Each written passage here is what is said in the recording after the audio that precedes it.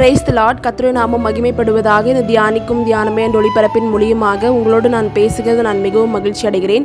இன்றைக்கு உண்டான தியானமான வசனம் நியாயாதிபதிகள் 6ஆம் அதிகாரம் 24வது வசனம். ஆகையால் கிதியோன் கர்த்தருக்கு ஒரு பலிபீடத்தை கட்டி அதற்கு யெகோவா ஷாலோம் என்று பெயரிட்டான். அது இந்நாள் வரைக்கும் அபியேசியரின் ஊராகிய ஓப்ராவில் இருக்கிறது.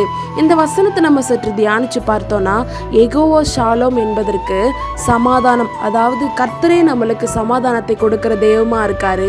நம்மளுடைய வாழ்க்கையில சமாதானம் இல்லைன்னா என்னென்ன அந்த இடத்துல காணப்படும்னா, ஒரு கேள்விக்குறி இருக்கும், நம்மளுக்குன்னு யாருமே இருக்க மாட்டாங்க, ஒரு பாதுகாப்பு இருக்காது.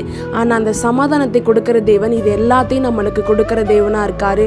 ஒரு நம்பிக்கையை தருவார், உங்களுக்கு பாதுகாவலரா இருப்பாரு. எல்லாமா இருக்கிறனால தான் உங்களுடைய வாழ்க்கையில ஒரு சமாதானத்தை ஏசப்பா உங்க வாழ்க்கையில தரப்போறாரு.